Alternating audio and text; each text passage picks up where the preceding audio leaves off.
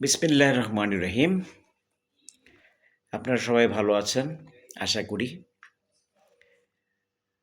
আমি আজকে ছাত্রদের ৩টি সংগঠন বৈষম্যবিরোধী ছাত্র আন্দোলন, ছাত্র শিবির, ছাত্র দল, এই ৩টার বিষয়ে কিছু কথা বলবো। এই ৩টার বিষয়ে কিছু কথা বলার আগে আমি ৫ই আগস্টের কথা স্মরণ করছি, যার আগে অনেক ছাত্র জনতা তাদের জীবন দিয়ে শেখ হাসিনাকে দেশ থেকে বিতাড়িত করে একটা সুন্দর রাষ্ট্র গঠনের পথে আমরা এগিয়ে যাচ্ছি। ঠিক এমনি সময় এই যে ৬ মাস, এই ৬ মাসে কতগুলো খারাপ দিক আমাদের চোখে পড়েছে। এর মধ্যে দেখুন আপনারা, বৈষম্যবিরোধী ছাত্র আন্দোলন, ছাত্র দল বা ছাত্র শিবির, এই ৩টা গ্রুপের মধ্যে আমি সবচেয়ে বেশি শিবির এবং ছাত্রদলের তো দোষ আছেই, কিন্তু বেশি দোষ দেব আমি বৈষম্যবিরোধী ছাত্র আন্দোলনকে। তারা ছাত্রদেরকে নিয়ে রাজনৈতিক দল গঠন করতে যাচ্ছে এবং এই দল গঠন করতে গিয়ে তারা চিটাগাঙে কমিটি দিল, চিটাগাঙের সমন্বয়করা সেটা কি মানল না, এবং কুয়েটে একটা আনইউজুয়াল সিচুয়েশন তৈরি হলো, যেটাতে ছাত্রদল, ছাত্র শিবির, বৈষম্যবিরোধী ছাত্র আন্দোলন তিন গ্রুপই জড়িত। তিতুমির কলেজকে বিশ্ববিদ্যালয় করা নিয়ে বিশাল হট্টগোল হয়ে গেল, যার কোনো যৌক্তিকতা ছিল না। এখানেও কি ছাত্ররা জড়িত। এখন কিন্তু ছাত্র দল বাদ দিলে ছাত্র শিবিরকে আসলে খুঁজে পাওয়া যায় না। ছাত্র শিবির আসলে বৈষম্যবিরোধী ছাত্র আন্দোলনের ভেতরে ঢুকে গেছে। তাহলে দেখা গেল এখানে 2টা গ্রুপ হয়ে গেছে, একটা হচ্ছে ছাত্র দল, আর একটা হচ্ছে বৈষম্যবিরোধী ছাত্র আন্দোলন এবং ছাত্র শিবির। এরা একটা গ্রুপে আছে আর ছাত্রদল আরেকটা গ্রুপে আছে। এখন যেখানে যার সুবিধা সে সেই সুবিধা নিবে। আমার ইউনিভার্সিটিতে নির্বাচন হইলে সুবিধা, আমি এখানে নির্বাচন দেব। আমার ওই ইউনিভার্সিটিতে নির্বাচন দিলে সুবিধা নাই, ওখানে আমি নির্বাচন দেব না। এটা হচ্ছে স্ট্যান্ড অফ বৈষম্যবিরোধী ছাত্র আন্দোলন এবং কি ছাত্র শিবিরের। হ্যাঁ, ছাত্রদলের সব জায়গায় stand same, because they are very strong, they can compete any university as a কি ছাত্রদল। এবং ছাত্র রাজনীতি থাকবে, বাংলাদেশের ছাত্র রাজনীতি রাখতে হবে। কিন্তু এই যে বৈষম্যবিরোধী ছাত্র আন্দোলন কিছু উপদেষ্টার ক্ষমতা নিয়ে, সমন্বয়কদের ক্ষমতা নিয়ে তারা কি বিভিন্ন জায়গায় বিভিন্ন দাবি দেওয়া এগুলোকে উস্কে দিচ্ছে। উস্কে দিচ্ছে কিভাবে? যখন ছাত্ররা দেখতেছে যে আমাদের সুপিরিয়র সিনিয়র ছাত্ররা, বিশেষ করে ছাত্র শিবির এবং বৈষম্যবিরোধী ছাত্র আন্দোলনের এরা অনেক পাওয়ারফুল হয়ে গেছে, এরা যে কথা বলে সেটা সরকার শোনে, তখন তারা মনে করে যে আমরা যেটা বলবো সেটাই কি আইন। এই যে ছাত্রদেরকে পড়াশোনা বিমুখ করে বিভিন্ন ধরনের দাবির দিকে ঠেলে দিচ্ছে বৈষম্যবিরোধী ছাত্র আন্দোলন, এর জন্য এই দল, এই নাগরিক কমিটি যদি দল হয়, এই দলকে এর দায় নিতে হবে। এই দায় এড়ানোর সুযোগ তাদের থাকবে না। এবং আমাদের ভবিষ্যৎ শিক্ষা ব্যবস্থা যে কী পরিমাণ ধ্বংস করতেছে এরা, সেটা এরা বুঝবে। আজকে হোক কালকে হোক, এদের বুঝতে বেশি দিন সময় লাগবে না। এবং আমি বলবো, উপদেষ্টাদের সহযোগিতায় যারা এই ধরনের ঘটনাগুলো ঘটাচ্ছে, তারা অ্যাকচুয়ালি মানে বৈষম্য বিরোধী শব্দটাকেই তারা কি, স্পিরিটটাকে কি ধারণ করে, মুখে বলে, কিন্তু আসলে ধারণ করে না। আসলে তারা চায় ক্ষমতা, আর আর্থিক লোভ তো আছেই। বাট ক্ষমতায় যাও, তোমরা ভ্যালিড অনেস্টলি মানুষের কাছে যাও, দল গঠন করো সুন্দরভাবে। ওদের দল গঠন করা নিয়ে যে ধরনের কি কথাবার্তা, এই জানুয়ারি ফেব্রুয়ারি মার্চ পারবা কি না কে জানে, জানো দল গঠন করতে, কবে দল গঠন করবো আল্লাহই জানে একমাত্র। তারপরেও করো, ভালো লাগবে, মানুষ পছন্দ করবে। এখন বিষয়টা হচ্ছে যে দ্বিতীয় বিষয় নিয়ে আমি যে কথা বলবো সেটা হচ্ছে বিএনপি জামাত। জামাত একমাত্র দল যেটা হচ্ছে জামাতরা ভুলে গেছে, তাদেরকে বিএনপি কিছুটা পছন্দ করে। তারা যখনই বিপদে পড়বে তাদের বিএনপির কাছেই যেতে হবে। তাদেরকে বাংলাদেশের কোনো দল, যেহেতু তারা ৭১ সালের কি অপরাধী দল, এবং তারা স্বীকার করে ক্ষমাও চায় নাই যে আমরা পাকিস্তান আমলে আমরা ভুল করেছিলাম। তাদের এত লোকের ফাঁসি হয়ে গেছে, শাস্তি হয়ে গেছে, তারপরেও শফিকুর রহমান বলে যে যদি প্রমাণিত হয় যে আমরা কি পাকিস্তান আমলে অপরাধ করেছিলাম তাহলে আমরা ক্ষমা চাইব। তোমরা যে পাকিস্তানের পক্ষে ছিলে এটা তো সত্য, তুমি এইটুকু বলো শফিক সাহেব, আপনি এটুকু বলেন যে আমরা পাকিস্তানের পক্ষে ছিলাম, এই জিনিসটা আমাদের ভুল ছিল। বাট আপনারা এটা বলবেন না। কেন বলবেন না? আপনাদের ইগো। পলিটিক্সে মাঝে মধ্যে কি মানে বিনয়ের সহিত স্বীকারোক্তি পলিটিক্সকে অনেক এগিয়ে নিয়ে যায়।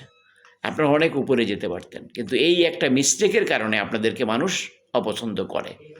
এবং যতদিন আপনারা বেঁচে থাকবেন, যতদিন ক্ষমা চাইবেন না, ততদিন মানুষ আপনাদেরকে অপছন্দ করে যাবে। এখন আসেন, এই যে জামাত, শিবির, বৈষম্য বিরোধী ছাত্র আন্দোলন, নাগরিক কমিটি সবাই চাচ্ছে স্থানীয় নির্বাচন আগে হবে। এটা এক ধরনের কি দেশকে অস্থিতিশীলতার দিকে ঠেলে দেওয়ার ইঙ্গিত বহন করে। এটা করতে যাবেন না আপনারা, কারণ আপনারা ভাববেন না যে বিএনপির ক্ষতি হলে আপনাদের কোনো ক্ষতি হবে না। একটা জিনিস মনে রাখবেন, আপনারাও রাজনীতি করতেছেন, বিএনপি রাজনীতি করে হয়তো একটু বড় দল। আপনারা বিএনপির যদি কোনো ক্ষতি হয় অ্যাজ এ পলিটিক্যাল সাইডে, তাহলে আপনাদের ক্ষতি কি ওটা রেশিও অনুযায়ী হবে। হয়তো বিএনপি বড় দল, তার একটু বেশি ক্ষতি হতে পারে। আপনারা ছোট দল, আপনাদের রেশিও অনুযায়ী ক্ষতি হবে। বিএনপির ক্ষতি বিএনপি পোষায় নিতে পারবে, আপনাদের ক্ষতি আপনারা পোষায় নিতে পারবেন না। আর জামাত ইসলামকে আমি বলছি, আপনাদেরকে বিএনপি ছাড়া আর যে কোনো দল ক্ষমতায় আসুক আপনাদেরকে অত্যাচার করেই যাবে, অত্যাচার করেই যাবে, এবং আপনারা শান্তিতে থাকতে পারবেন না কোনো দিনই। So be careful Jamaat about others party, not BNP. BNP আপনাদের বন্ধু ছিল, সারা জীবনই বিএনপি আপনাদের বন্ধু থাকবে, ইন মাই ওপিনিয়ন। আমি জানি না ভবিষ্যৎ কী হবে, ভবিষ্যৎ তো বলতে পারবো না। তো এখন আমি যে দু একটা কথা বলতে চাই সেটা হচ্ছে যে একটা জাতীয় নির্বাচন আমাদের খুব জরুরি। ডেমোক্রেট গণতান্ত্রিক পথে হাঁটতে হবে আমাদেরকে। এখন অন্তর্বর্তী সরকার যতটুকু সম্ভব সংস্কার করে, যতটুকু সম্ভব কি আসলে সাংবিধানিক যে এই সংস্কারগুলো আছে, নির্বাচন কমিশনের সংস্কার, বিচার বিভাগকে আলাদা করা, নির্বাচন কমিশনকে ক্ষমতায়ন করা, এই জিনিসগুলো করা, এবং আমলাতান্ত্রিক কি দুর্নীতি বন্ধ করার কিছু আইন করে আপনারা কি সুন্দরভাবে একটি নির্বাচনে যান। এতে ইউনূস সরকারও বাহবা পাবে এবং কি মানুষ আপনাদেরকে মনে রাখবে। আর একটা জিনিস কি, জিনিসপত্রের দাম, আপনারা তো আসলে ১০০ পণ্যের ভ্যাটের মাধ্যমে জিনিসপত্রের দামের ১২টা বাজায় দিচ্ছেন। এটা নিয়ে আর কি বলবো। ভবিষ্যতে কোনো জিনিস বড় সিদ্ধান্ত নিতে গেলে আপনারা যারা এক্সপার্ট আছে তাদের সঙ্গে কথা বলুন। এবং আমি মনে করি এই যে ঢাকা সিটির যানজট, যেটা মানুষের প্রতিদিন নিত্য নৈমিত্তিক দুর্দশা হয়ে দাঁড়িয়েছে, আপনারা কথা বলুন। আমি একটা ভিডিওতে বলেছিলাম কিভাবে ঢাকা সিটির যানজট দূর করা যায়। আপনারা জেনারেল পিপল থেকে ৫ জন নিন, আপনারা এক্সপার্ট ইঞ্জিনিয়ার নিন রোডস অ্যান্ড হাইওয়ের, লোকাল এই সিটি এক্সপার্ট নিন, প্রয়োজনে বাইরে থেকে ৪-৫ জন লোক আনুন। ঢাকা সিটিটাকে কিভাবে যানজট মুক্ত করা যায় এবং এখানে কিভাবে বেশি বেশি গাছ লাগানো যায়।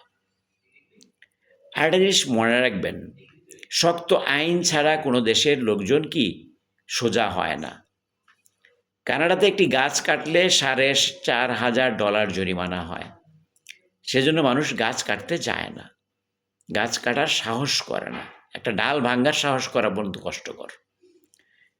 সিঙ্গাপুরে থুতু ফেললে $200 জরিমানা হয়। একটা আবর্জনা কক্ষে কোকের ক্যান ফেললে $200 জরিমানা হয়। এখন সিঙ্গাপুরে কেউ ফেলে না ওই ডাস্টবিন ছাড়া ওই কোকের ক্যান সে ফেলবে না খাওয়ার পরেও। কেন? $200 জরিমানার ভয়। সো আমাদের দেশে এই ধরনের ছোট ছোট অনেকগুলো জিনিস আপনারা কি ইমপ্লিমেন্ট করুন, আইন ইমপ্লিমেন্ট করুন, আইন বাস্তবায়ন করুন, যার মাধ্যমে কি মানুষ অনেকটা কি আইনের কারণে আইনের প্রতি শ্রদ্ধাশীল হবে না, কিন্তু আইনের কারণে অপরাধটা করতে পারবে না। এখন কথা হচ্ছে যে সরকার ঢাকাতে যেভাবে বিল্ডিং করতেছে এটাকে বন্ধ করুন। কোয়ার্টারের নামে, সরকারি অফিসের নামে পুকুর ভরাট করে একটা এলাকার গাছ কেটে যেভাবে মাল্টিস্টোরি বিল্ডিং বানাচ্ছে, আমার অনুরোধ থাকবে ঢাকাকে আর পলিউটেড করবেন না। ঢাকাকে পলিউশন মুক্ত একটা বৃক্ষ কাটলে যেন কি 50টা বৃক্ষ লাগানো হয়। ঢাকা সিটির যে রাস্তাগুলো আছে, প্রতিটা বড় মাল্টিস্টোরি বিল্ডিং আছে, প্রতিটা বড় বড় ঢাকার আবাসিক বিল্ডিং আছে, সবগুলা বিল্ডিংয়ের সামনে 2টো করে গাছ লাগানোর জন্য কি জায়গা রাখার জন্য নিয়ম করেন। পরিবেশ উপদেষ্টা তো পলিথিনের পিছনে দৌড়াইতেছেন। খালগুলো পরিষ্কার করেন, খালগুলো থেকে কি মশার যেন উদ্রেক না হয়, খালগুলোর পানি কি ক্লিন থাকে। এই খালগুলোই আপনি ক্লিন করতে পারতেছেন না, পরিবেশ উপদেষ্টা হয়ে বয়ে রয়েছেন। একটা খালও তো আপনি ক্লিন করতে পারেন নাই। আপনি সেন্ট মার্টিন যাওয়া লোকজনের বন্ধ করে দিয়েছেন। এগুলো বন্ধ করেন। এই ধরনের কি সেন্ট মার্টিনের যে বন্ধ করলেন, ওখানকার যে 15-20 হাজার লোকজন, ওরা কি এই ট্যুরিস্টের উপরে কি খেয়ে বেঁচে আছে। এদের ইনকাম হয় ট্যুরিস্ট গেলে, তা না হলে এরা কি খাবার পায় না। আবার ওখানে কি 8 থেকে 10 হাজার হোটেলে কাজ করে এমন কি শ্রমিক আছে। তাহলে 30 হাজার লোককে আপনি কি বেকার করে দিলেন। সো একটা ডিসিশন নেওয়ার আগে চিন্তা করবেন যেটার ভালো দিক কি, খারাপ দিক কি, সবার সঙ্গে আলোচনা করবেন, তারপরে ডিসিশন নেবেন যে এই ডিসিশনটা মানুষের জন্য ভালো হবে কি না। মানুষের জন্য ভালো হবে না এমন ডিসিশন কখনো নেবেন না। এই বলে আমি আমার বক্তব্য শেষ করছি। খোদা হাফেজ।